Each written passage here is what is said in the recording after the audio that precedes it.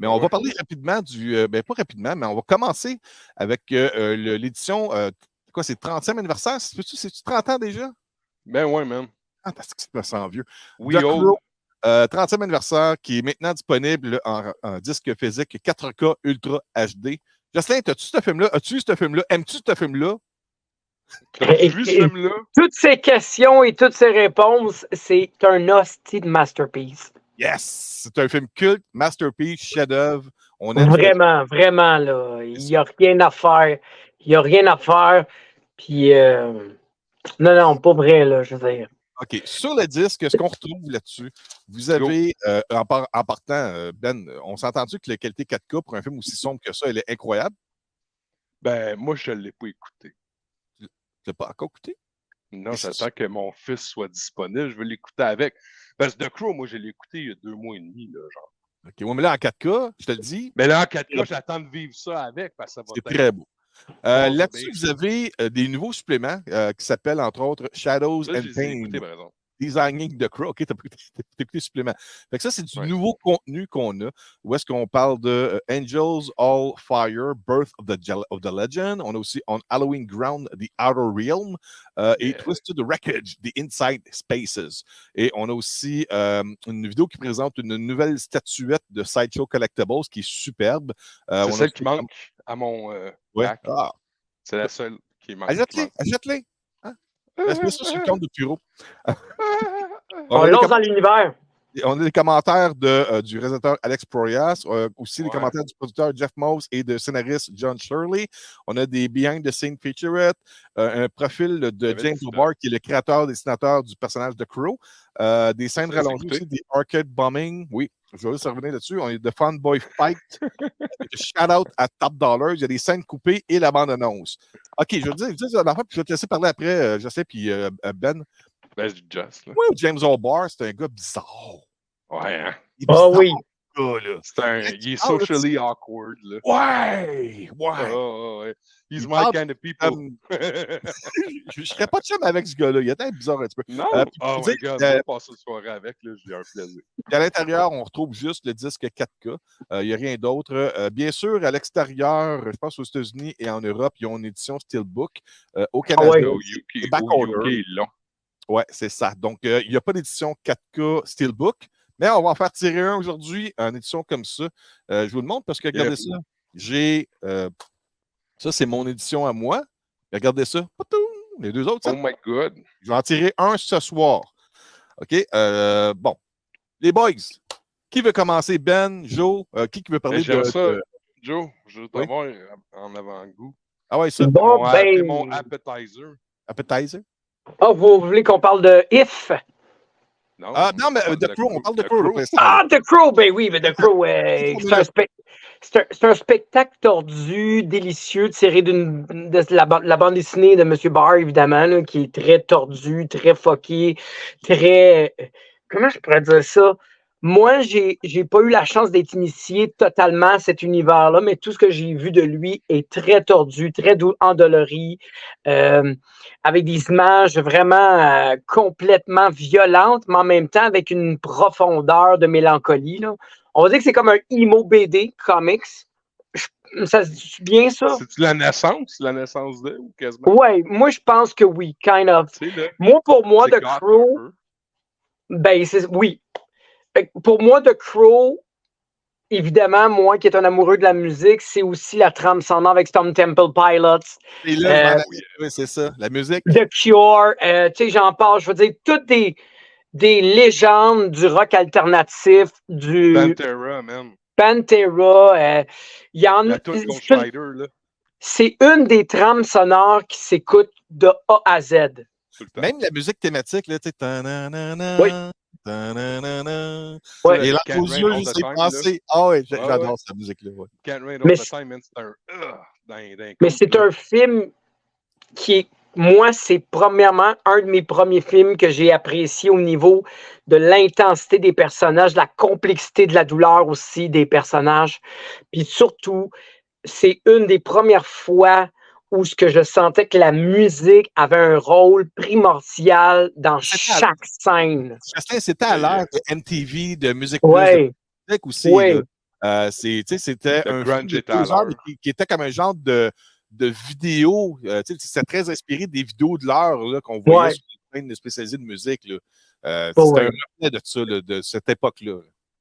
Et puis je l'ai encore à quelque part, le CD. Là. Ouais. Ah, moi, j'ai le vinyle, là. Ah, T'as ça, levé, c'est parfait. nice. Hey Ben, toi, mettons que tu as 2 petites minutes là, pour parler de ça. Ben, Là. moi, c'est parce que je m'en suis jamais remis. OK. Tu Fait sais, que le décès c'est de Brandon Lee. Ouais, la mort de Brandon Lee, genre. Ouais. L'œuvre de Brandon Lee, l'œuvre de Crow, le livre, la BD, l'interprétation au grand écran, la qualité remasterisée avec notre 4K, c'est un produit que je vais aimer toute ma vie.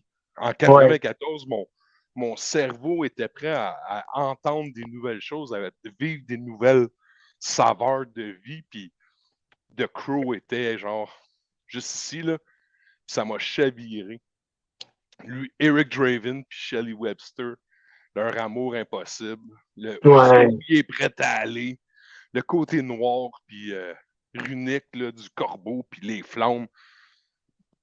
C'est un amour éternel pour moi. La bande sonore, le score, je l'écoute. Hey, le gros, je l'écoute en travaillant, man. Je suis toujours en train Ah de ouais. Toujours. Fait que, tu Puis sais, même le méchant, il est charismatique. Ouais. avec Ouais, sa sœur, Michael Winscott, il est débile, là. ouais.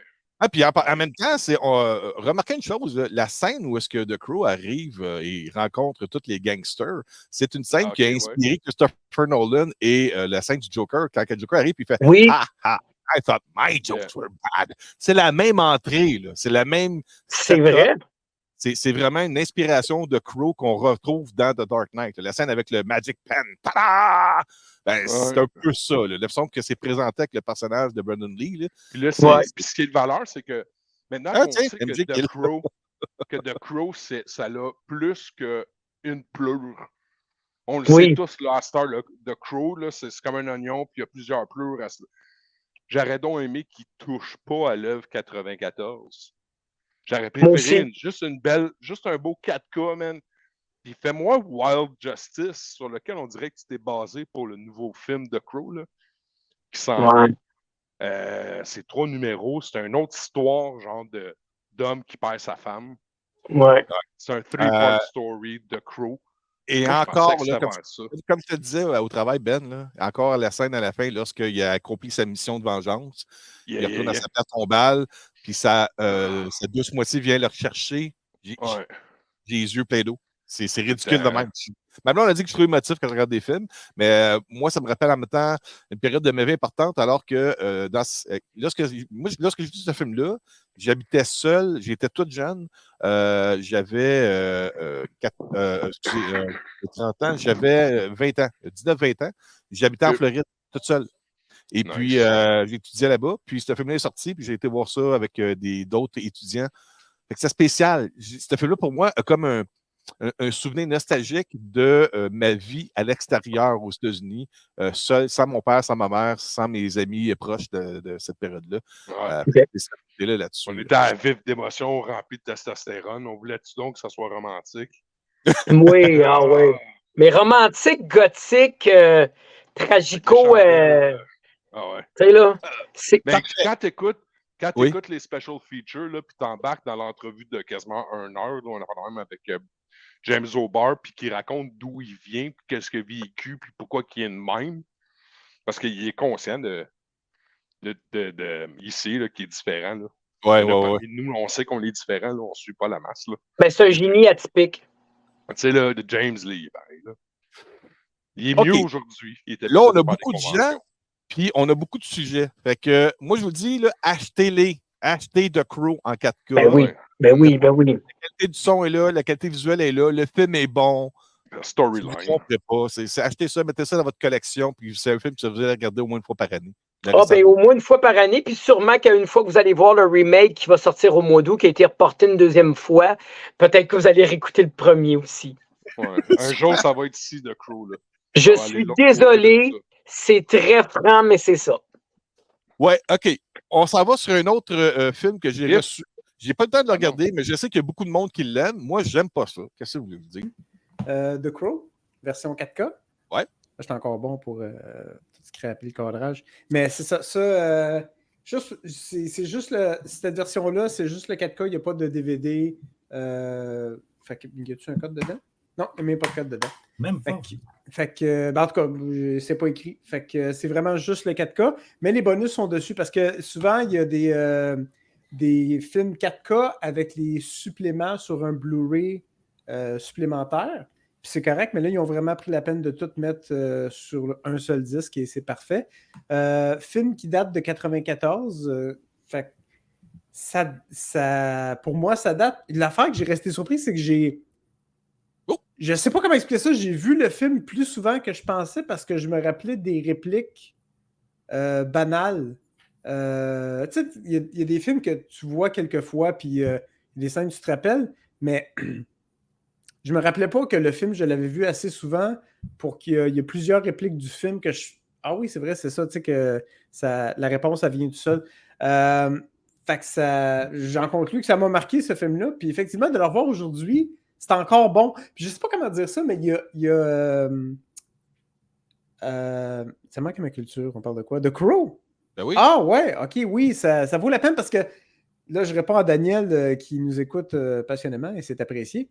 Il faut certainement être là samedi. Ouais, ben c'est parfait, ça. Ouais, on a hâte de le voir. Oh, ben, yeah. Et puis, ouais, non, parce que qu'est-ce qui arrive, qu'est-ce que je trouve pour The Crow, c'est comme si c'était un film qui était avant son époque. Parce que j'ai l'impression que la version 93 de Crow pourrait fitter avec Batman, Dark Knight, Gotham. Le style, l'image, le rythme que ça a, ça aurait pu être une série télé aujourd'hui. Puis, mais ça date de 30 ans, ça date de 94. Oui, mais c'est l'influence de Batman de Tim Burton qui a amené le look pour The Crow. La différence, moi, toi, tu dis que c'est en avant de son temps. Moi, je dis que c'est de son temps. Parce que tu regardes que le film est beaucoup influencé par l'ère de Much Music MTV. Là. Oui, ça. Puis on parle des documentaires de ça. Ça a l'air d'un gros clip vidéo, là, ce film-là. Là. Oui, c'est ça. Puis il y a le côté aussi, ça reflétait l'époque. Le début des années 90, c'était déprimant pour plusieurs raisons. Là, je vais te dire des affaires, il y en a qui ne m'aimeront pas, mais c'est comme ça que, en tant qu'être humain qui l'a vécu dans cette époque-là, c'est comme ça que je l'ai perçu. Tu sais, il y avait début des années 90, tu avais la guerre en Irak, tu avais Nirvana qui a embarqué. C'est une période comme déprimante, tu sais. Fait que c'était tout down, fait que ça reflétait son époque aussi. C'était un côté un peu comme dépressif. Fait que je trouvais ça dark, mais ça fitait. C'est dans l'époque où le monde du grunge essayait de vendre des chemises en flanelle 500$. C'est comme arrête de me niaiser, là, tu sais. Fait que je trouve que ça m'a rappelé un peu cette époque-là aussi, le côté comme plus lourd, plus élevé, où la première partie des années 90, c'est comme ça finissait le côté joyeux, pop coloré, néon des années 80. Puis c'est là qu'on a fait comme, OK, on est tanné d'avoir les cheveux crêpés, les affaires, tout le monde était devenu comme justement le côté grunge, plus down, fait que ça fit. Mais la performance de Brandon Lee aussi, elle a quelque chose de... Le côté Heath Ledger dans le Joker, où il y a les expressions faciales, puis la tonalité, puis tout, les expressions du visage, la manière qui performe, quand il fait juste s'accoter la tête sur l'ampoule, toutes des petites affaires que j'avais oubliées. Puis j'ai vraiment aimé l'ambiance. Aujourd'hui, en tant qu'adulte, 30 ans plus tard, de le revoir, je l'apprécie encore plus. C'est ça que je veux dire. Fait que si vous l'avez vu, puis à l'époque, vous avez fait « Ah, c'était bon, mais je suis pas sûr », prenez le temps de lui donner un autre visionnement. C'est vraiment le fun. Puis naturellement aussi, ça a un côté où la fiction dépasse la réalité, où Brandon Lee a été mortellement atteint par balle durant le tournage. Fait que c'est ça qui... Ça a un film unique par rapport à ça. T'sais. Excusez.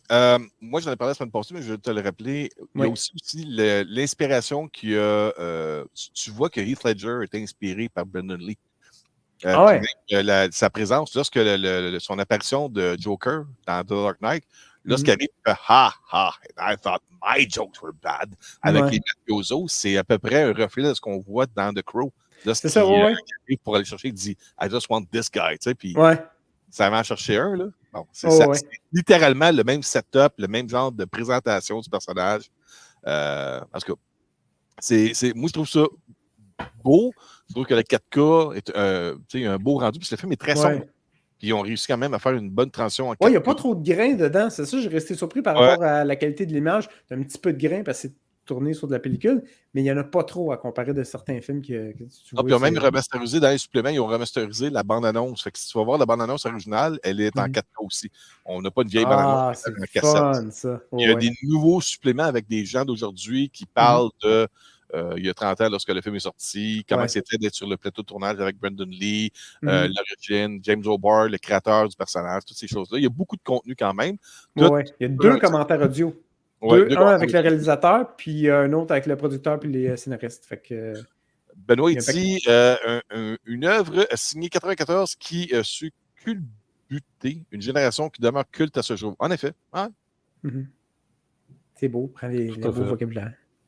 Pat, tu es un fan de Crow parce que apparemment tu vas t'acheter un lecteur de médias physiques 4K à cause de ce film-là. C'est quoi tes attentes sur ce film-là? D'où ça vient cette passion-là pour ce film-là? Ben, d'où ça vient, j'en ai aucune idée. Ça fait partie de mes films préférés, puis c'est fort probablement celui que j'ai vu le plus souvent.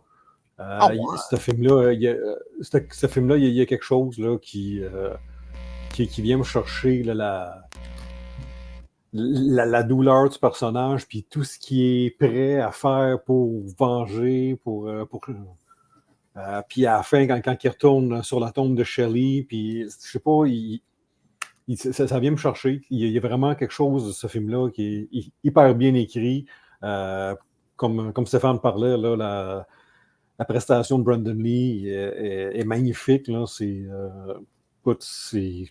Selon moi, ça frôle la perfection, ce film-là. Mais pourtant, moi, je suis comme toi, j'ai beaucoup d'émotions quand je regarde ce film-là. J'ai encore l'âme aux yeux quand tu vois sa blonde qui vient le rechercher, l'âme de sa blonde qui vient le recueillir après avoir fait sa mission de venger leur tragique destin. Mais j'ai pas mis The Crow dans mon top 40 lorsque j'ai fait un top 40. Il faudrait peut-être que je revisite mon top 40 puis voir si The Crow mérite d'être mis là-dedans. Parce que j'ai travaillé longuement, plusieurs semaines, à vraiment me monter un top 40 des films préférés depuis que je suis né. J'ai pas mis The Crow là-dedans. Mais là, tu me fais douter. Là. Mais c'est ça, je disais tantôt, c'est pour ceux qui l'ont vu il y a 30 ans, ou qui l'ont vu peut-être une fois ou deux dans les années 90 quand ça sorti, à moins que tu es vraiment fan, pour Monsieur, Madame, tout le monde, je pense que l'œuvre, dans le temps, elle a été appréciée, puis elle a comme été oubliée. Gibbs fait dire hello.